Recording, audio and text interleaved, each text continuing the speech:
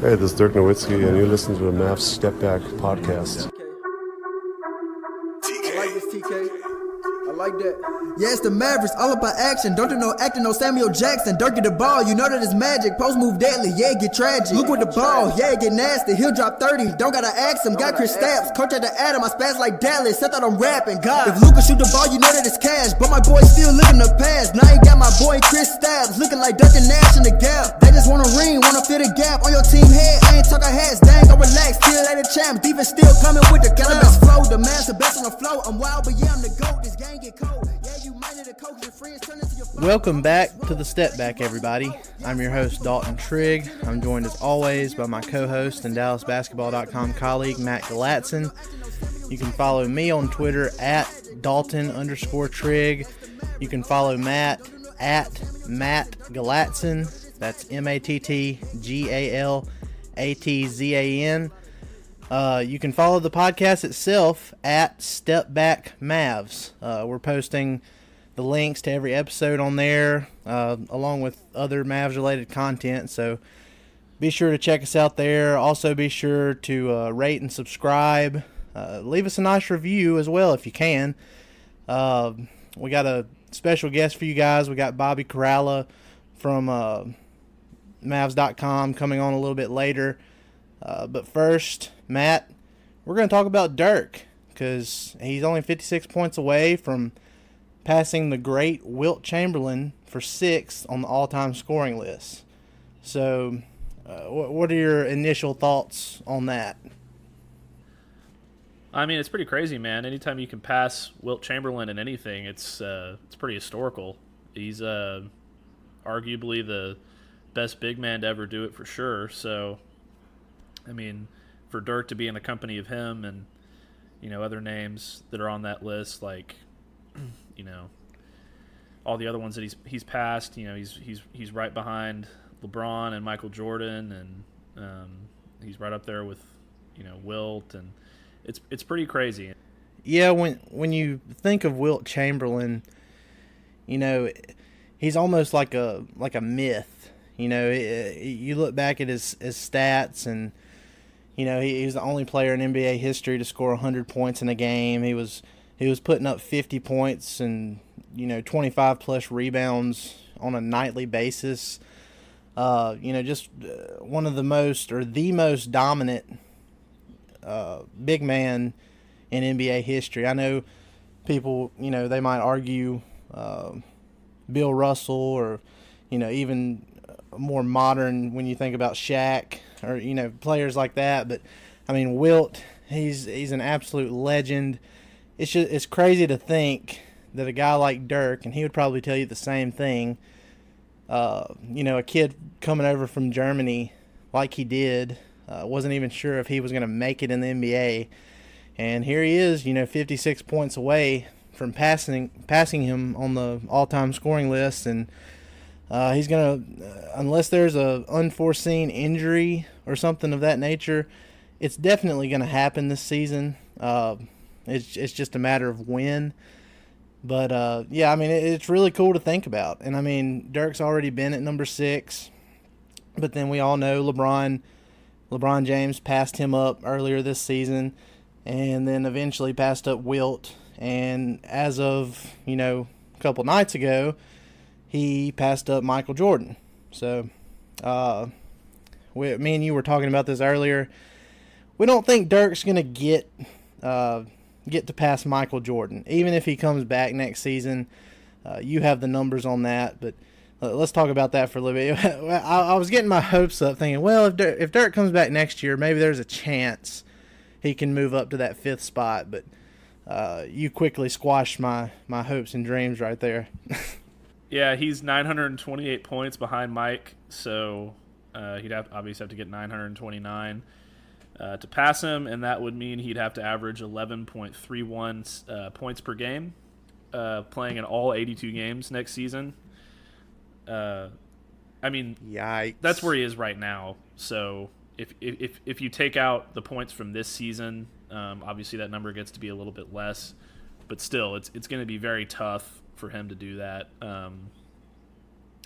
You know, and I was there when he passed Shaq and went into number 6, and it was pretty special. And I hope he does it at a home game again. That would be really cool. And it is disappointing that he's probably not going to catch Michael, but at the same time, it's like you got to be really, really, really good legendary to get that far. And there's only now 4 players in the history of the NBA who have scored more points than Michael Jordan. So even if you don't pass, obviously I know Dirk's a legend, but even if you don't pass Mike, it's okay. That's nothing. That's nothing to sneer at. He'll be fine. I don't know. Cool. I mean, before you put the numbers there in front of me, like exactly how many points he needed to pass MJ. I guess I didn't realize how much that affected him missing 26 games earlier this season due to injury. Affected his chances of doing that. But, I mean, even if he would have played, I mean, it still wasn't a guarantee. He's only averaging, I think, right at 5 points per game now. So, I mean, I don't know. It is a little bit disappointing, but, I mean, we'll forget about that. As soon as he passes Wilt, it'll be a big ordeal. And like you said, hopefully it'll be a home game. And that's what I'm doing right now. I'm looking at the schedule. I'm seeing that... Let's see, he needs 56 points to pass Wilt. Let's say if he averages around his season average right now, and I think there will be a couple games where he, scores more than 5 points. I think 10 games is probably a safe bet. So you've got Orlando, Houston, San Antonio. You're looking at a home game on March 26th versus the Sacramento Kings. I think that's a pretty good target date for Dirk passing Wilt. No, yeah, and I just did a little more math. So there's 100 games if you count all 82 next season, because there's 64 games into this season, which means there's 18 left, obviously. So over the next 100 games, you'd have to average 9.3 points per game, which would still be a big ask. But you're right. He's got 18 games left to pass Wilt. He's going to do it. He'd only have to average around 3 or less than 4 points per game for sure to do it. So we'll see. I really hope that I get to be in attendance when it happens, because that was one of the coolest experiences. I think we talked about that on a previous podcast with our best Dirk moments. That one where he got 30K was right up there for me, and so it'd be really cool to see that again. A similar type environment with all the writers that are up in the press box, kind of right there with you cheering them on, and the crowd being into it and all that stuff. Yeah, so, and I mean, we'll say there's a couple of games where he just can't get one to fall or something like that. The games that are surrounding that Sacramento home game, the 3 games before that are all road games. They're at Sacramento, at Golden State, right before that home game. And then there's 2 road games immediately afterwards, at Miami and at Oklahoma City. If it doesn't happen at home, it's not going to be like the biggest thing in the world, even though you'd like it to be. But, I mean, that'd be pretty cool if he did it at, say, Golden State or even at Miami, because of the history there. So, yeah, that would be a really good one if he did it at Miami in front of D Wade, and D Wade had to go up to him and give him another congratulations for doing something that he was never able to do. Right. Yeah, the world tour would have to momentarily pause yet again for Dirk. That'd be great. That would be great. But anyway, to the actual games with the Mavs, they've now lost 8 of their last 9 games. The most recent one was to the Wizards the other night. It was a 132-123 loss in Washington. Luka, he didn't shoot the ball well, but he still ended up with 31 points, 11 rebounds, and 7 assists. And 4 steals. He only had 2 turnovers, too, which was huge. Yeah, only 2 turnovers. And he's only had 2 turnovers each in each of the last 2 games. So that's 4 total. And I know when he came out from the All-Star break, he had like I think it was 15 total turnovers in 2 games, 15 or 16. Yeah, so, he had a lot.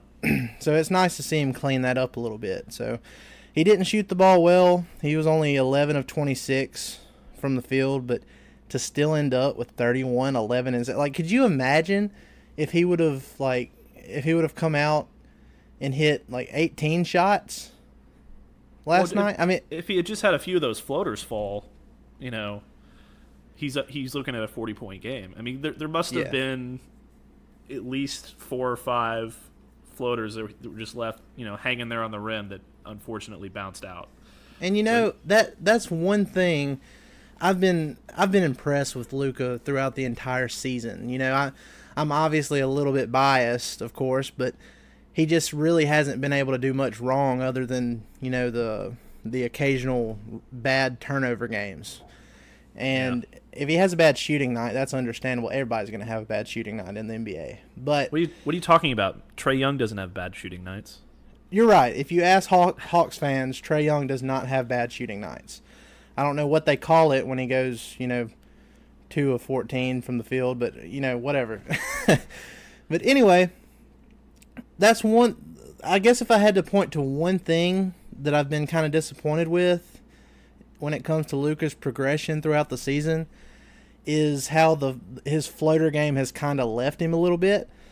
Because I remember earlier in the season he was killing people with it, and it feels like it's been a really long time since I've seen him get one of those to go in. So I mean that's just it's just he's had a couple drop. He's had a couple drop, but I think it's just one of those things where it's just not falling for him right now, and that's going to happen. I mean, he's 20 years old for God's sake. So he's still having problems with the free throws. He's still having problems with a couple things here and there, but that's all going to come around. I'm not worried about it.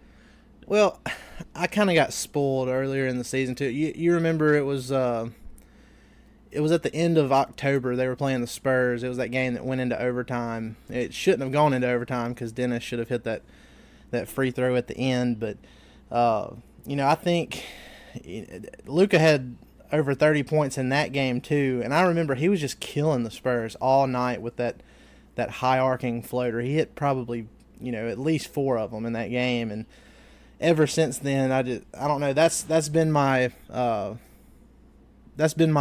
bar level for him when it comes to the floaters. But that was like I said, that was the famous "give me the effing ball" moment from Luka when he hit that big shot towards the end of that game.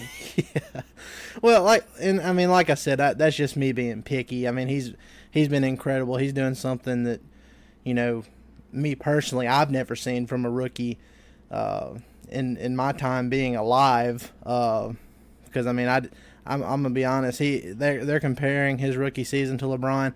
I didn't watch a lot of LeBron in his rookie year. I was watching, you know, Nash and Dirk and Finley every chance I got. But it was a lot harder back then because we didn't have League Pass, right? Or Twitter, Twitter. Barely YouTube. Shout out to Mavs highlights on Twitter. He puts so many game highlights on there. Like if you can't watch the game, just go to his feed and there you go. But you'll basically see everything. Right.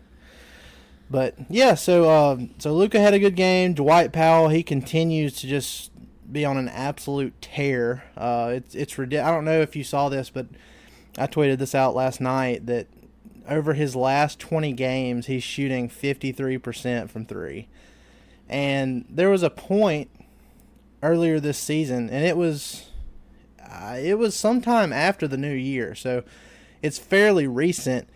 He was shooting like 16 to 17% on the year from 3, and he has been shooting it so well here lately that he is now up to 30% on the season. I mean, that's pretty crazy. I mean, I don't know what's gotten into him, but he's able to hit those. He's been able to hit those shots here lately, and he just looks like a completely different player when he's getting that to go. Well, it's weird, man. This is kind of what he did last year towards the end of the season.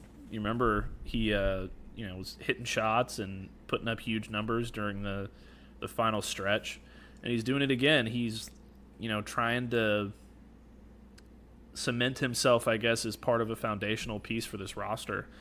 And it's good to see because we did kill him a lot throughout the season, especially with his 3-point shooting on Twitter. I hope he never looks back at those tweets. But yeah, we've said some mean things about Dwight Powell, but I mean, we just the heat of the moment, Yeah, I mean, it's all in good fun. Yeah, but he right now, I mean, against Washington, he was 11 of 12 from the floor, and had that's crazy. He had 10 boards, 26 points. He was really their, outside of what Luka did, he was their best player. He might be the second best player on the roster right now, which is crazy to think about. There's been a few people that's been saying that, since last year actually last year before we got Luka, there were some people saying he was the best player on the roster. And then even this year, they were saying like, well, Dwight Powell might be the second best player. And I mean, at first you're like, no, I don't think so. But then like you start looking at the numbers and like some of the advanced stats and everything, and you're just like, they might be right about that. Yeah, and if he could be a little bit more consistent of a rebounder, especially on the defensive glass, there's no reason he couldn't be the starting 4 next year next to KP. I mean, can you imagine Luka working off of, KP with the pick and pop, and then, on the other side you've got Dwight Powell, who really is, I mean, I don't want to sound too much like Harp here, but he is one of the best rim runners in the league. Like there's very few guys who can catch a lob like he can, and who come hard off the screen and can finish like him. So if he could find a way to make it consistent, like really consistent, like starting level consistent, hey, I don't see why he can't be in the starting lineup next year. Yeah, and I mean, if I talked about this a little bit earlier today, but if he could shoot, like he's raised his 3-point percentage to 30% on the year this year. If he could just somehow find a way to keep that somewhere in the neighborhood of 35, 36%, it doesn't have to be elite. It just has to be enough to where people are like, okay, I might need to step out on him because he does hit these, on the regular. If he could do something like that, I could see where he could be a permanent starter for the Mavs. I don't know that he can do that. And if he can't, that's fine. He's still going to be a really efficient role player for them going forward, and he can do a lot in a small amount of time for them. So that's fine. But, I mean, just thinking about what could be if he was able to hit the 3 consistently, it's really amazing if you think about it. I don't know if you saw this earlier, but according to basketballreference.com, Dwight Powell has a player efficiency rating of 20.6 this season, which is the best by a Mavs player since Dirk had a 23.6 player efficiency rating in the 2013-2014 season. That is nuts. I know, it's crazy. And I mean, there's still Mavs fans, and there's people out there that still don't like Dwight Powell. And it's really crazy when you think about it, because, I mean, I agree with those that say that he's the Mavs' second best player this season. Yeah, and going back a bit to what you were saying before about the whole him, being a consistent 3-point shooter thing, I don't think that necessarily needs to happen for him to be an effective starter, especially depending on how they fill out the rest of their roster. So if they go out and they get another wing that can knock down threes, and they get really, because we know for sure there's going to be that there's 2 starters on this roster right now, like for sure, Luka and KP, right?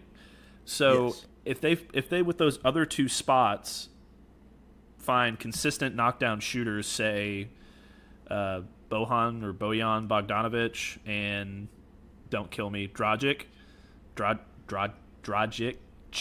whatever, I can't say it right now. Bojan Bogdanovic and Goran Dragic. Dragic. There it is. Dragic. There you go. The Dragon. We'll call him the Dragon.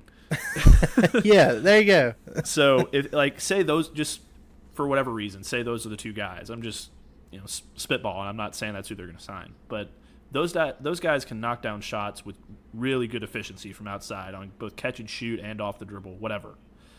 So if those are your two other guys, then why can't Dwight Powell just, stick to being a rim runner? It would make sense to me.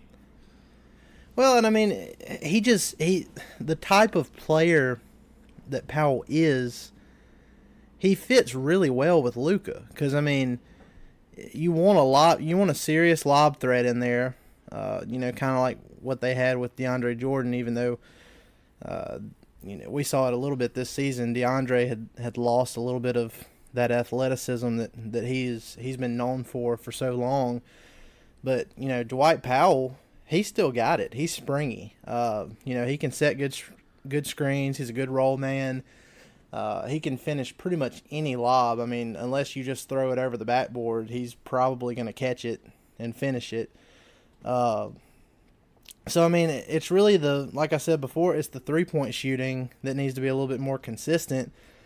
And then you'd have a fine starting four, because he'd be able to step out, hit a three every now and then, keep people honest, and it would open up the floor for the rest of the guys too. But yeah, I mean, just look, he hit some monster dunks, man. The last 5 games for Powell, when they were at the Clippers, he shot 10 of 11. Then Indiana at home, he was 5 of 8 in that game. 4 of 7 versus Memphis at home after that. At Brooklyn, he was 6 of 7. And then at Washington the other night, 11 of 12. Like, he's playing out of his mind right now. He really can't miss. I know. It's really been crazy. His efficiency has been off the charts. And it's really good to see that, this whole organic tanking thing is really tough, especially for you, I imagine. Oh, it's brutal. I mean, I've come to terms with it. It's not as bad as the initial few days, but right. But you still hate watching them get blown out by a combined 69 points in 2 games, and that's really difficult. But when you do that, you also have to look for the little victories, even though in those 2 especially it was really hard to find any. But if there's one guy on the roster who has never really wavered as far as his effort is concerned, it's been Dwight Powell. And he's really impressed me since the All-Star break with his effort level and his efficiency and all of that stuff. I mean, there was a point in the season where I was texting you and I was like, man, I can't wait to get Dwight Powell off the roster so they can have that $9 million back. Now I'm not like $9 million for the guy we've had since the All-Star break is a steal. Right. See, and that's what I was talking about earlier. Like you've gotten away from that. You're kind of on the Dwight Powell bandwagon for now. But I mean, that's what I was talking about. Like earlier in the season when he was having those struggles and he kept shooting threes and it was clank after clank, and he was around 16% overall in that department. Just stuff like that. That's when people were just like, oh man, can they trade this guy? And we just got to do something different, have to get him off the team. Now it's like, I mean, he can be an asset for you next year, especially on an expiring deal. So, I mean, you can go into the season with him, and if it just doesn't work out, I mean, you can always, you can always try and do something at the trade deadline or something like that. But, I mean, he's been really good, and just to branch off from this Dwight Powell discussion, you mentioned looking for the little victories here. How about Justin Jackson in that Washington game? I mean, your new stepson. Yes, my new stepson, Justin Jackson. He had his best game as a Maverick. Played 25 minutes off the bench, went 6 of 10 from the field, hit 5 of his 7 threes, finished with 18 points and 5 rebounds. He was really good. And, I mean, what he provided in that game, and I know there wasn't a lot of defense played in that game, but, he was the Mavs' 3rd leading scorer in that game, and what he provided is what we expected him to provide when the Mavs traded Harrison Barnes to the Kings and brought him over. So that was really good to see. I expect to see a lot more of that going forward. We should have a really talented young core going into the future. Even though that young core is not like, superstars. I mean, Luka and KP are, but the other two, when you think of Jalen Brunson and Justin Jackson, you don't think superstar necessarily, but they're really good young pieces that can be key contributors in the rotation. Yeah, I mean, you said that this is what kind of we wanted to see from Justin Jackson. Man, what he did against Washington blew away all my expectations. It wasn't just the 5 of 7 from 3, because like we watched some highlights and some tape or whatever of, like, I think you sent me the one from the Warriors game where he just went off on the Warriors, and I was like, wow, man, this guy's pretty good. Why are they trading him? And we've seen, it's taken him a little while to adjust. He's still really young and really raw. But, I mean, how about that lob to Dwight Powell that he had, too? Yeah, that was great. Well, and there was another one, too. The lob that they connected on was nice, but there was another one right before halftime. He caught the ball in the corner, pump faked, drove past his man, and then did a little no-look pass to Dwight in the paint, and Dwight got fouled, so it didn't count as an assist. But, stuff like that, I mean, even that was even, nicer than the one that he actually connected on with Powell. So he's showing you that he can do some stuff like that when he gets extended minutes. And, he's going into his third year next year, his third NBA season. And, I mean, that's really, I don't know, it's going to be a big year for him because young players coming into the league, you like to see a big step forward in production by the third year at the latest, in my opinion.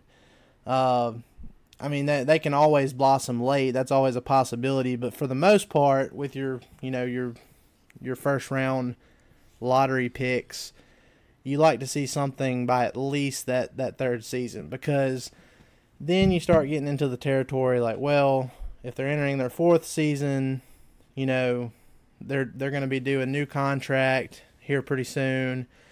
Do you give him the extension, or do you just wait for restricted free agency? And then, like with the Nerlens Noel situation where he didn't really produce the way people thought he would, he ended up having to take the qualifying offer and went into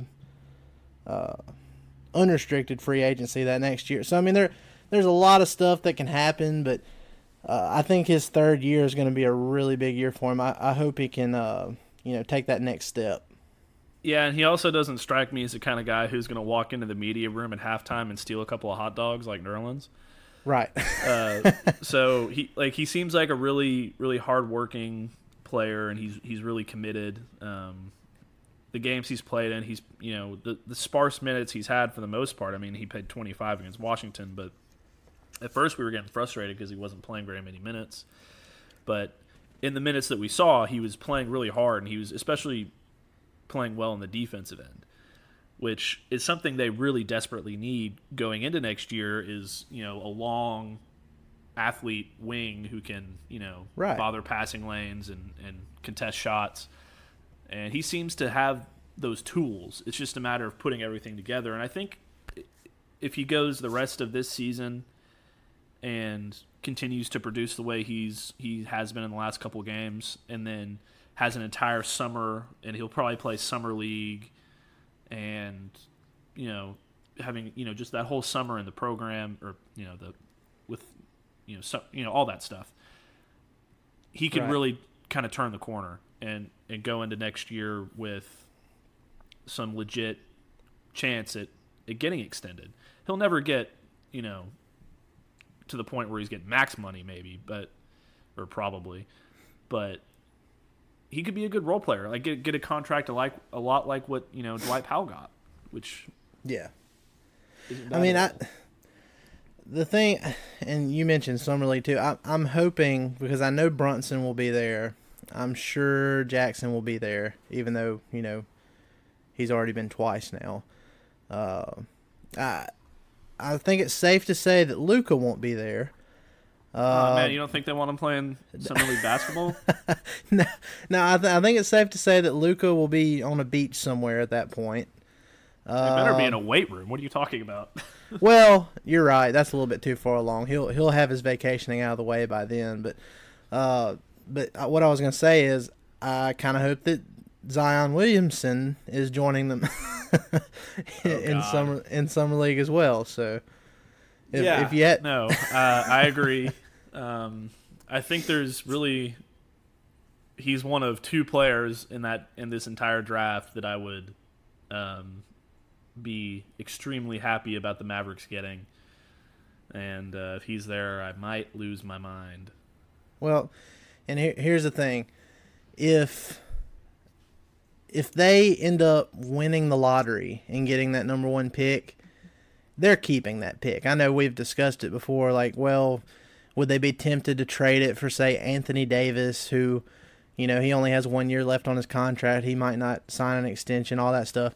They definitely keep that pick. The more I've watched of Zion, and you hear what people have been saying about him being the best collegiate prospect they've probably ever seen as far as what all he can do, they would definitely keep that pick. And I don't know, I'm really optimistic about it. You guys should go to DallasBasketball.com and read the piece I just put out on there yesterday about, basically I just went over the Mavs franchise history when it comes to being in the lottery. They've been there 15 times. They've stayed put 9 times, and they've moved down 6 times. So they've never moved up. I don't know. I feel like this is their year. So we'll see. Well, okay. So I think I don't want to get too much into draft stuff necessarily, but this is something I found interesting when looking at the Tankathon standings. Over the last 10 games, the Mavericks have the worst record out of the top 11 lottery teams, which is crazy. So the Knicks are 3-7, Phoenix, Atlanta, and Memphis are 4-6.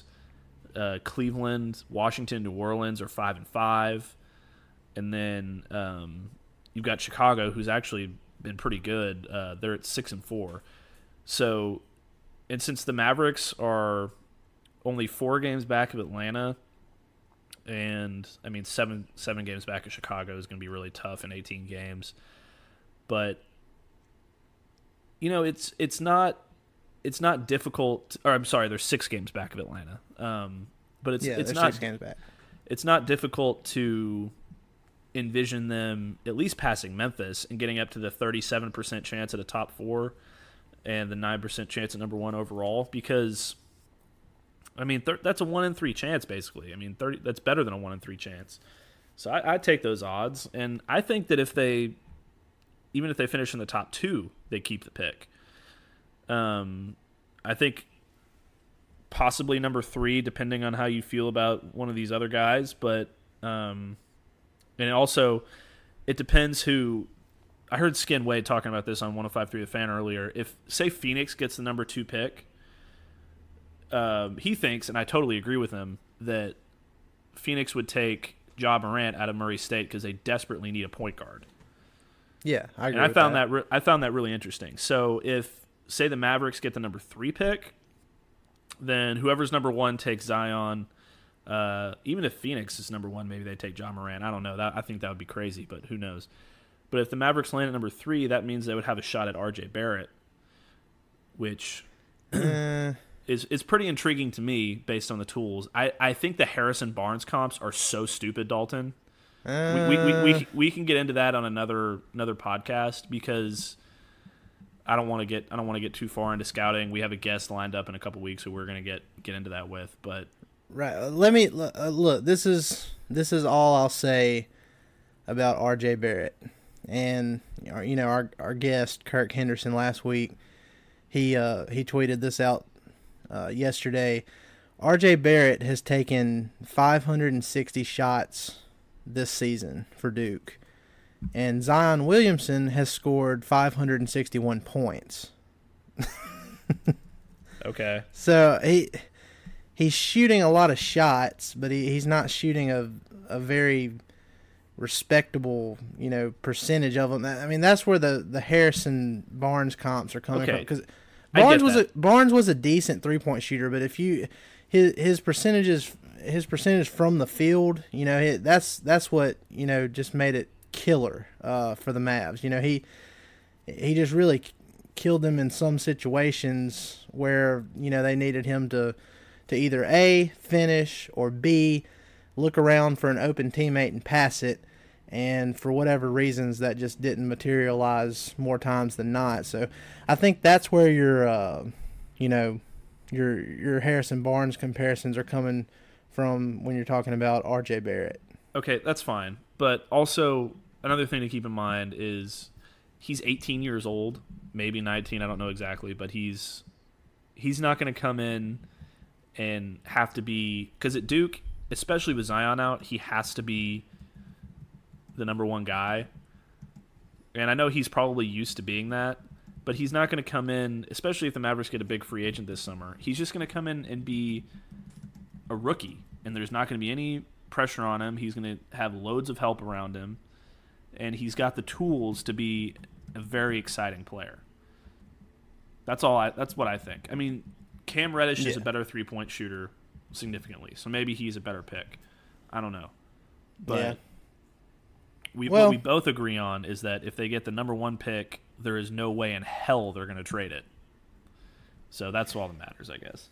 Yeah. And I mean, like you said, we'll talk about this more in the coming weeks. We got a couple of people, really good guests lined up, to specifically get into all the draft prospects and what we need to know about certain players and stuff of that nature. So look forward to that in the coming weeks, before we even get to the end of the season or before we get to the NBA lottery. But next we're going to have Bobby Karalla from Mavs.com on to talk about how Luka and Kristaps Porzingis will complement each other. And we're going to talk about why the Luka and Trae Young Rookie of the Year talk has gotten way out of hand lately. But first, we'll take a quick break to pay a few bills. All right, guys, we've got our buddy Bobby Karalla from Mavs.com with us here now. He's currently with the team in Orlando. They're getting ready to take on the Orlando Magic down there. How's Orlando treating you, Bobby? Oh, it's been okay so far. How are you guys doing? Doing well.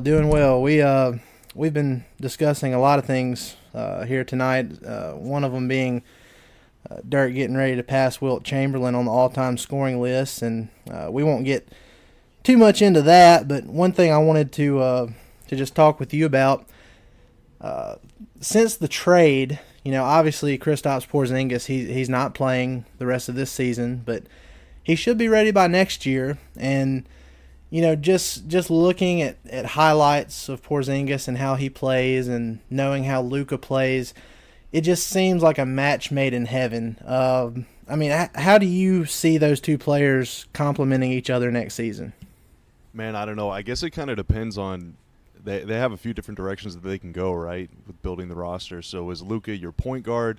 I mean, obviously he's the point guard, but is he like the guy that's bringing the ball up the floor and the smallest guy on the floor, or is he playing with a Brunson-type guy who's 6'1" and can do a little ball handling too? And then on the flip side, is Porzingis playing power forward or is he playing center? I think his preference throughout his career to this point has been to play power forward, so maybe you put a bigger guy next to him that can roll to the rim or whatever, or maybe shoot threes and play center on defense. I don't know. But what the players that they put around those guys, I think, will kind of determine what those two do. I'm not opposed to playing like a Brunson-sized player or somebody else, I guess, who, whether it's him or I guess another traditional point guard. The more playmaking, the better, in my opinion. But Luke is obviously going to be the primary guy that's making most of the magic happen. And I'm assuming he's going to be working more with Porzingis than he would with a Dwight Powell-type rim runner guy.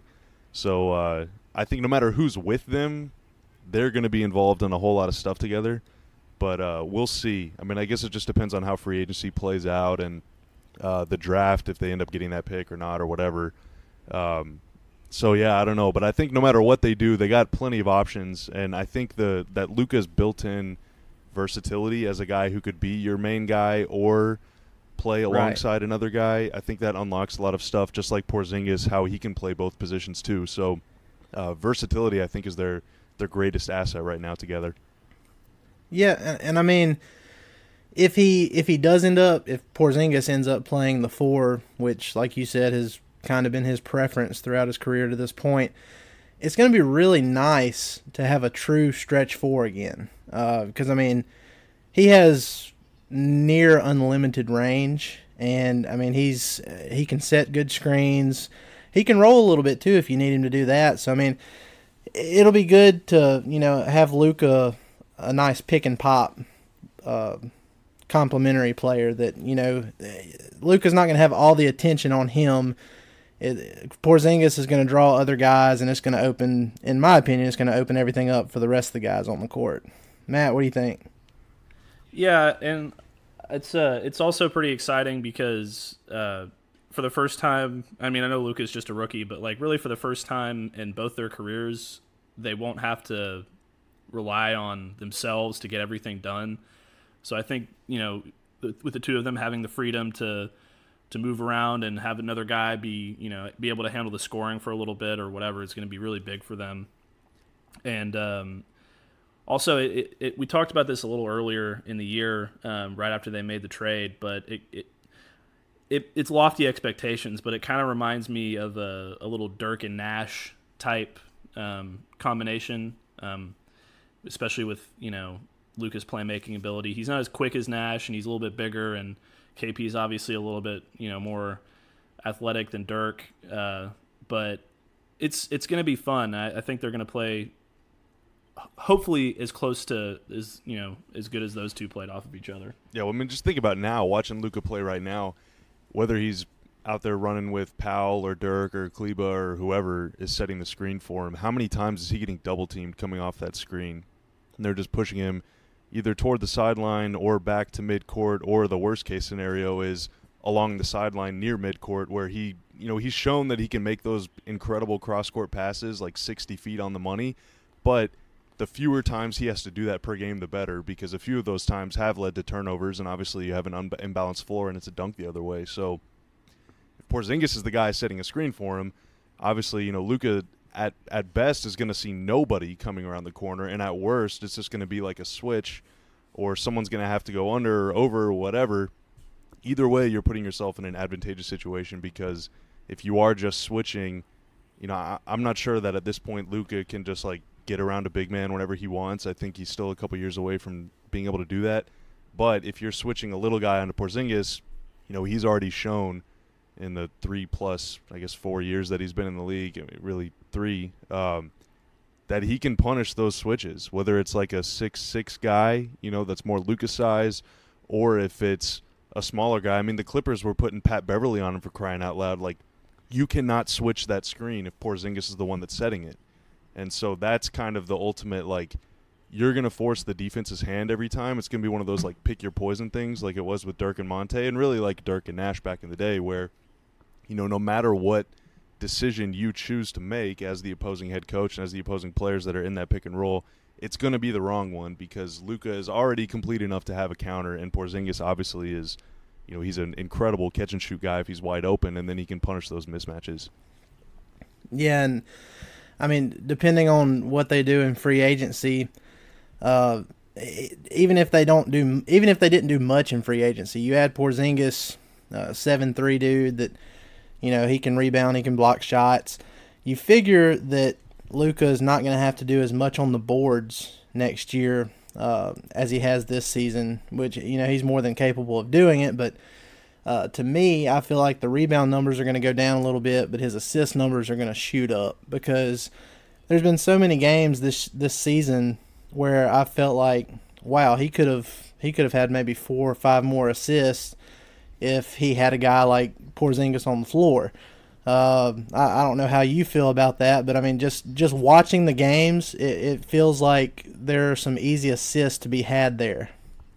Yeah, I mean, it's tough, because everybody, no player is perfect. So even guys like Harden and Chris Paul and Westbrook, like the top assist guys, people miss shots off their passes all the time. But I looked at this. I want to say it was like a month ago. It was definitely before the All-Star break, and I think it was in the year 2019. So it's sometime within the last like 25 games. Luka was top 50 in the league in assists, or assists per game, I think is how I did it, not by total, but assists per game.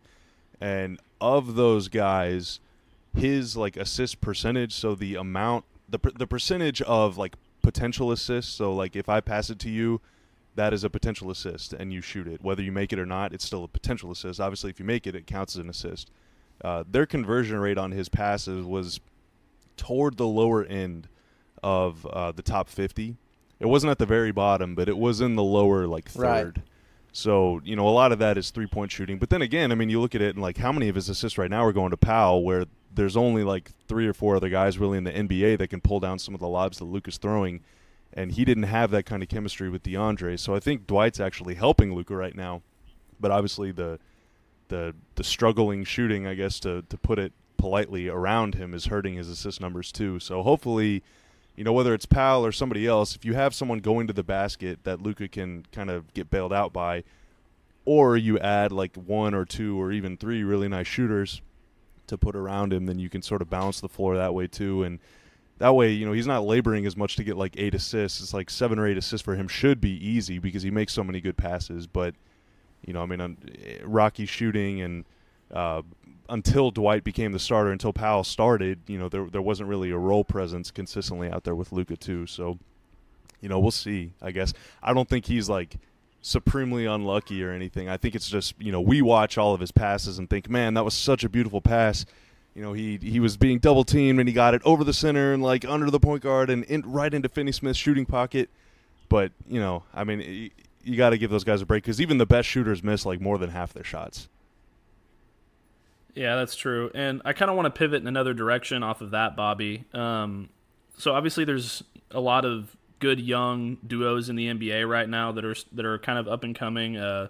Devin Booker and DeAndre Ayton, De'Aaron Fox, Marvin Bagley, Jamal Murray, Nikola Jokic, even Trae Young and Collins in Atlanta. Where do you think that Luka and KP rank in that scenario?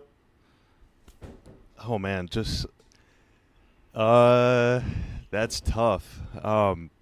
Obviously near the top. I don't know what like your age cutoff is. Because like Karl Towns is probably better than Porzingis and probably better than Luka too. Like, on all these like under 25 lists, he's ranked ahead of him.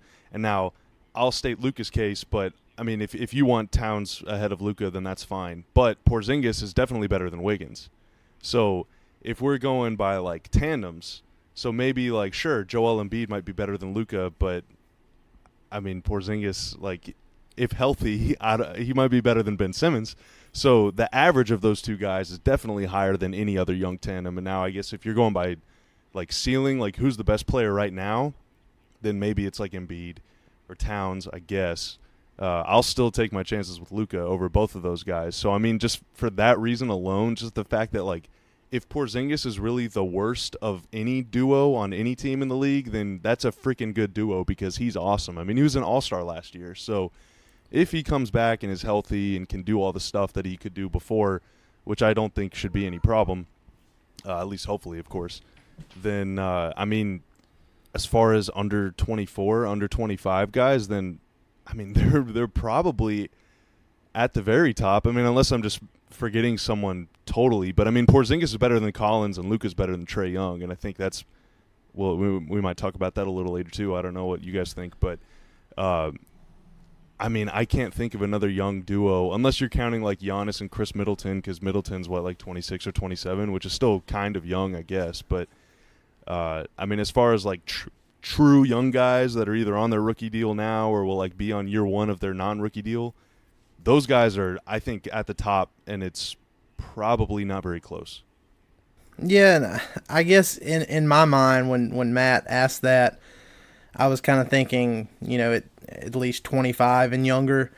I didn't even think about Joel Embiid and Ben Simmons, even though I should have. I mean, they're incredible, but I think the thing that makes me want to put Luka and KP towards the top is the potential 3-point shooting, because I mean, I don't know. You name all those players, Booker and Ayton. Booker's he hasn't been a good 3-point shooter this season, but everybody, you respect him when he's beyond the 3-point shooting line. numbers are surprisingly modest, and I like his game a lot, but I think that he's kind of like we think that he's a good shooter because he makes a lot of shots kind of guy, but right. His numbers are they're not like anywhere near. I mean, Porzingis last year was 40%. Booker's never been, I think, above like 38. Right. And I mean, you look at the other duos we named, like Fox and Bagley. I mentioned Ben Simmons and Embiid. The only other young duo that I think could, go neck and neck with Luka and KP from the 3-point line is Jokic and Murray in Denver. So I mean, that's just off the top of my head what I'm thinking there, because obviously the 3-point shot's so important, and when you've got your two cornerstone players that are supposed to lead the franchise into the future, you really hope that they can get you buckets from anywhere. So that's where my head is on that. Matt, do you have any other thoughts on that? Well, I mean, not really. I just I think when you look at the names that I listed, especially Fox and Bagley, so many of these different combinations have so many different dynamics that it's really going to be hard to tell, especially at least for a couple of years. Fox and Bagley is just like a super athletic, jump out of the gym type combination, and then obviously Luka and KP is going to be a little bit more finesse. So it's just interesting to think about, the way that they stack up and how they're going to complement the rest of their roster, and like Bobby said, we really don't know how they're going to be built around. And speaking of course, about Luka and KP, we don't know what they're going to put around them yet, so we'll just have to wait and see. I think the interesting thing, sorry, Dalton, but with Fox and Bagley, I know that I think it might have been Vivek or maybe it was Vladi, whoever said they're going to be the next KD and Westbrook, and obviously that's an outrageous statement just at face value, but Fox is really, really good, and Bagley's pretty good too. I mean, he's coming in scoring 15, 18, 20 points a game pretty easily, so I'm curious to see what they put around those guys. And they already have Bogdanovic, who I think is great, and Barnes is really solid, and they got Bielitsa, who's really solid. So I think they have a more Cauley-Stein's about to be a free agent, but they have a more rock solid kind of foundation around those guys in place than the Mavs do. So I'm curious to see what the Mavs roster looks like next year in comparison to what the Kings roster looks like now, because the players around Fox and Bagley are really good, and that has them right on the edge of the playoff race. And if the Mavs can put maybe slightly better players around Luka and KP, then I think that definitely gets them into the playoffs. But I mean, I think the kind of the supporting cast in Sacramento is really solid around those guys, which I think has helped make their climb a little easier. Yeah, last season when I was doing some draft stuff for Mavs Moneyball, I did a player, basically a scouting report on Marvin Bagley. I was a big fan of his. I'm still a big fan of his, but when it got to the point where, I had to make a best case scenario for him, I put KD light. Now, I wasn't saying that he's going to be Kevin Durant, but I could just, with his physical tools and, what I personally saw in him, I thought he could, be a similar kind of player. And, I mean, what I've seen so far, I don't think that's too much of a stretch. You guys may disagree with that, but, I mean, I've been really impressed with what I've seen from him so far. I mean, he's been nice, but the shooting's not there yet, and that's kind of what KD was able to instantly come in and, pull it from anywhere on the floor. But Bagley's stroke is nice. That's the thing. Like, his percentages aren't that great yet, especially from three. I think this year he's still in the 20s. But his actual jump shot looks nice. And so that's it's at least aesthetically pleasing. Yeah.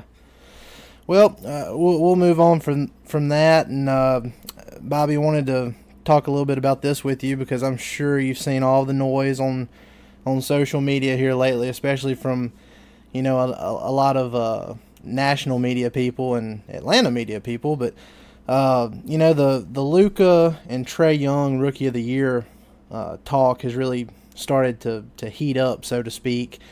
Do you think it's warranted, or do you think it's just noise? Because, obviously, Trae Young, he's been playing amazing lately.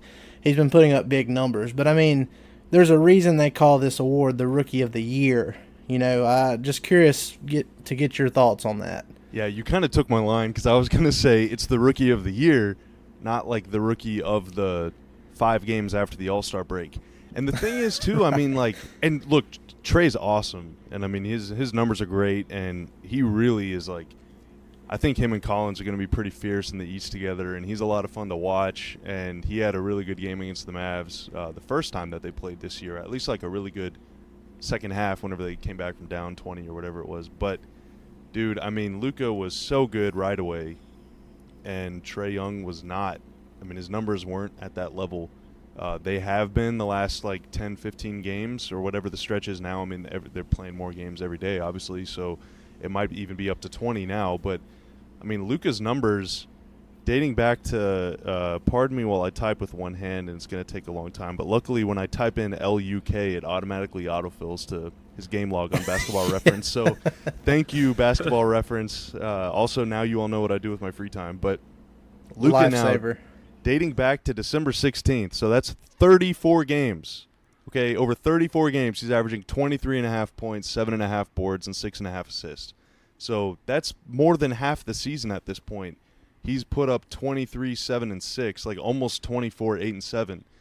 There's 4 or 5 guys that put up those numbers in any given season, and Luka is one of them, and he's a rookie. So I just don't see, you could do any cross-segment of games, any 5-game stretch, 10-game stretch, 20-game stretch, and Luka's numbers are going to be just as good, if not better. And most of the time, they're going to be better.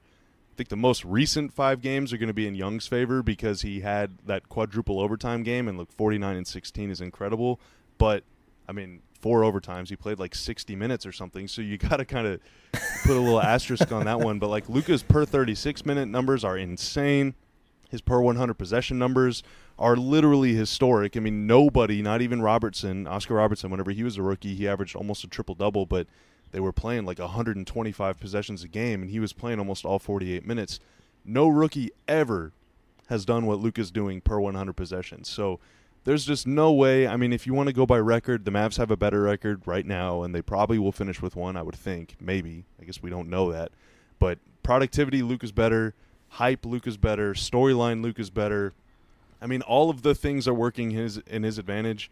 I think it's just every year we're who's going to take down the Warriors, when we get all caught up in the Rockets or the Sixers or the Celtics or any of these teams. And then at the end of the year, it's oh, yeah, the Warriors are still the best team. I guess maybe next year something will change.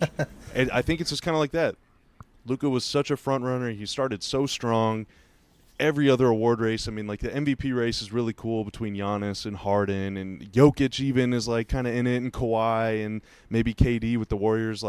All the other races are so wide open that whenever you look around at the Rookie of the Year race and you're oh, yeah, it's kind of been decided since October 25th or whatever, you maybe you get a little bored, But I don't think that any – and I think, too, that Trae's surge will kind of self-correct here in the next couple weeks because either teams will start paying more attention to him. They'll scale his minutes back as the end of the year comes and they try and get a better draft pick. And 2, it's really hard to score 35 a game for more than 2 or 3 games in a row. So I think his numbers are going to kind of go down. Luka's numbers have stayed good, and in fact, they're still getting better as the year goes on as far as counting stats go. So I don't think that anything is going to change. I think that this is just kind of a blip on the radar, and ultimately in April or May or whenever it is, we're going to wake up and see Luka got 92% of the vote. What the heck? It was a landslide. I thought it was going to be closer, But yeah, no, I think it's going to be Luka all the way. I mean, there's no offense, defense, special teams, kicking game. There's literally nothing that Young has an advantage in over Luka. I mean, there's just nothing, none at all. Well, this is kind of the thing that's been bothering me as of late. Is it almost seems like people have tried to recreate this race almost just to keep the media train running and get clicks or whatever. And I kind of want to get your perspective, Bobby, on why you think that the whole Luka Trae like Twitter war has escalated so much, and why it seems like people won't allow both of these guys to be good players at the same time. I think it's kind of unavoidable because they were traded for each other. I mean, that's obviously going to kind of be the case because it was. I remember even on opening night, Luka had whatever he had, and we're looking at Trae Young's numbers, and I think Trae had a better opening night game, and we're like, oh, crap. But then the next day, Luka had like whatever 28 points. You're like, whoa, this guy's totally better than Trae Young. So I think like the fact that they were traded for each other is, I mean, that makes it kind of unavoidable and inevitable, but I don't know. I mean, I don't really think there's like some grand conspiracy at the national level to make it like this back and forth thing, the way they cover politics nowadays. We're like, oh, well, he had 17 points and Trae had 31. The rookie of the year is 58% in Luka's favor now.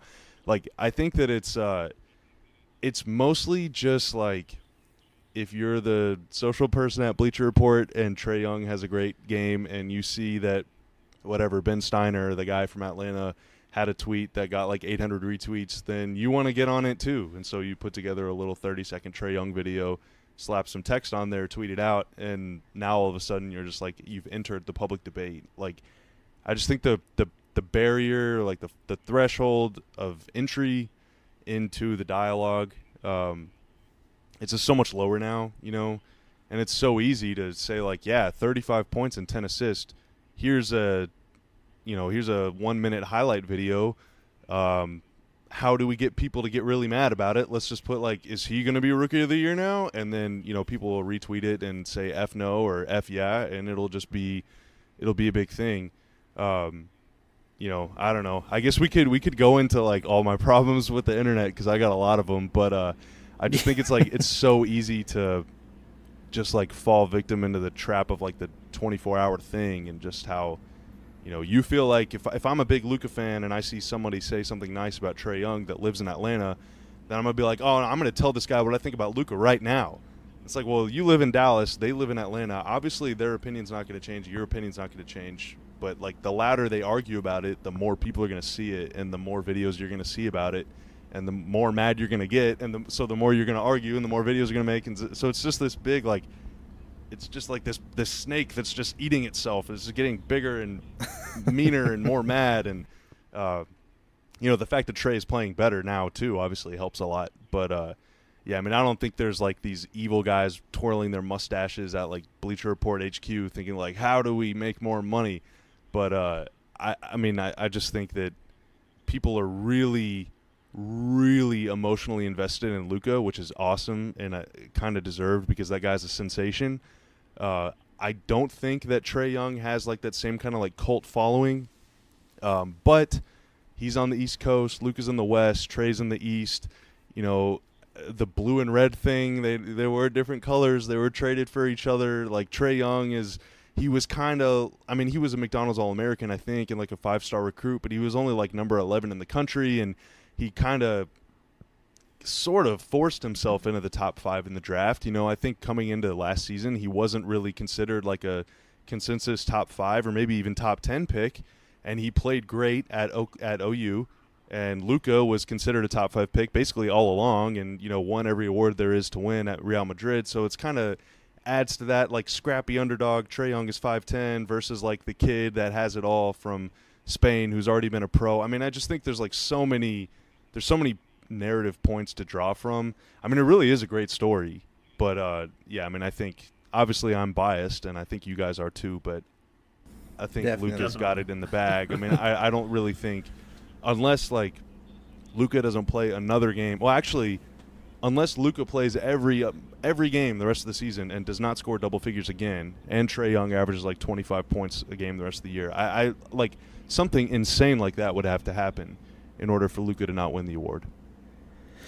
Yeah, and I mean, you know, like you said, you're not gonna if you have a diehard Atlanta Hawks fan, Trae Young fan, and you have a diehard Mavs fan, Luka fan, and you know they're going at each other on Twitter or something like that. I mean, you're not going to change one or the other's mind on that.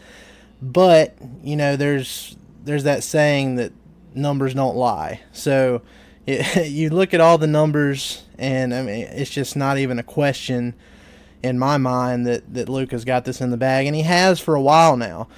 So, I mean, I think it's just been, you know, he's been so dominant, you know, for the majority of this season that with Trae having this this hot streak recently, it's kind of, you know, well, hey, there's something new. Maybe we can make this interesting. But like you said, I think it's all Luka. I don't think it's something we need to worry about. It's just noise. Yeah, so, well, and just generally, too, I mean, sorry to cut you off, but there's just really not a lot going on in the NBA right now. I mean, and I don't mean – that's not, like, sarcastic. It's just kind of like the playoff race is pretty much decided in both conferences. I mean, as far as, like, teams that people are really kind of care about. The Lakers are out. So, you know, if we're not talking about how miserable LeBron looks or where Rondo is sitting on the bench, I mean, there's really just not a lot of, like, juicy storylines to talk about right now.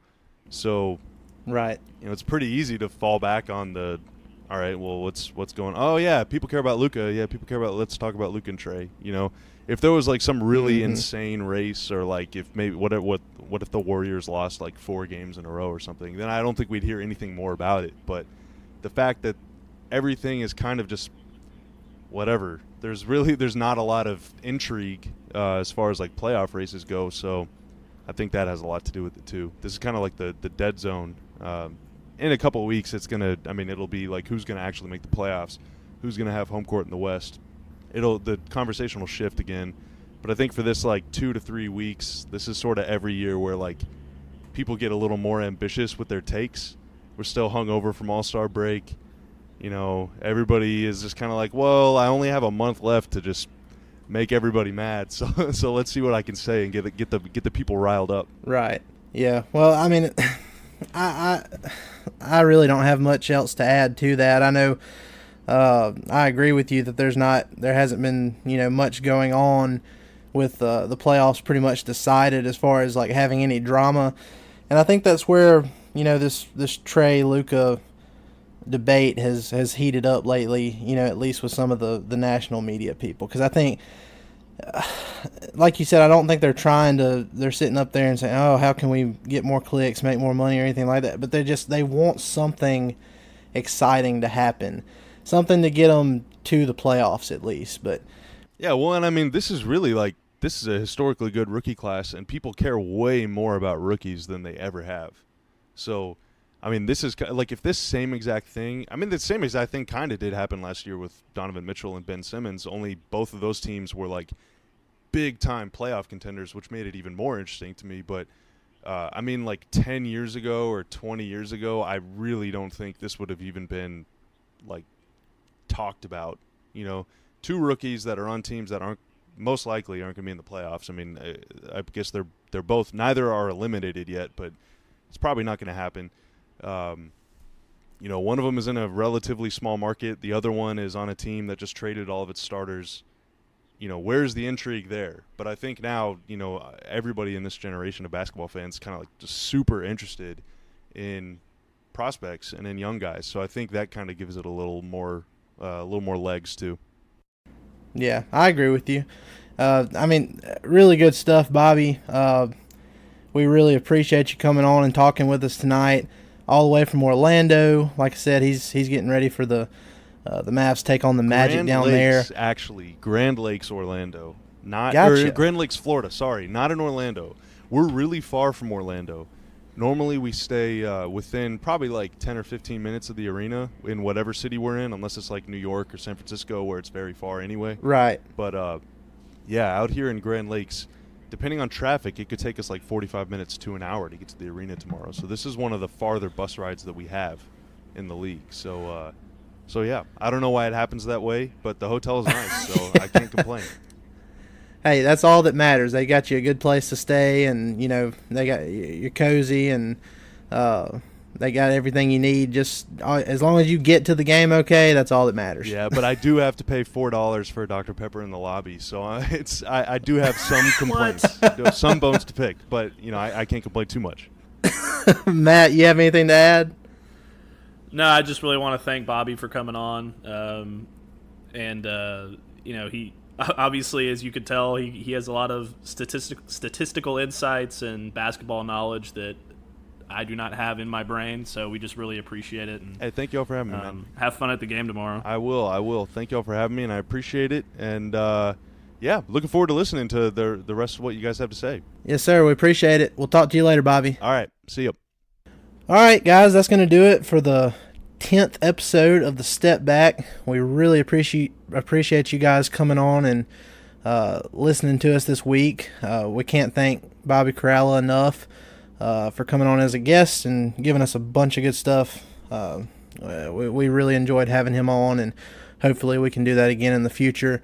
But just be sure to like, rate, and subscribe to the podcast. And like I said at the beginning, if you feel like leaving us a nice review, do that too. Anything helps us grow.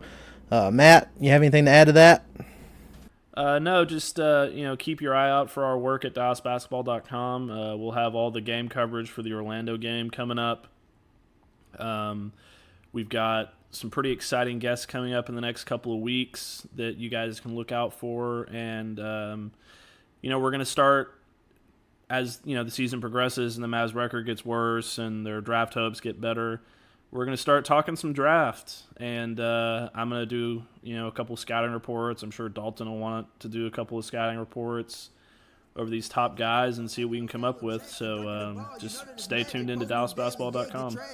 Yep, got a lot of good stuff coming up for you guys, not only on the pod, but like Matt said, at DallasBasketball.com as well. Well, again, we thank you guys for coming on to listen. Hope you enjoy the Mavs and Magic, and we'll be back here next week to discuss everything Mavs related. So we'll see you next time. Thanks for listening.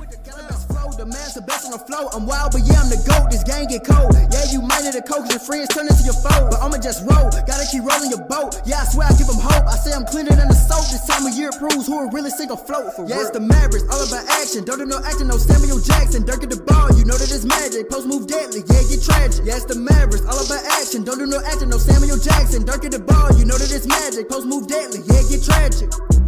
In this game, it's a lot of grit. You know what I'm saying? Proves who has integrity.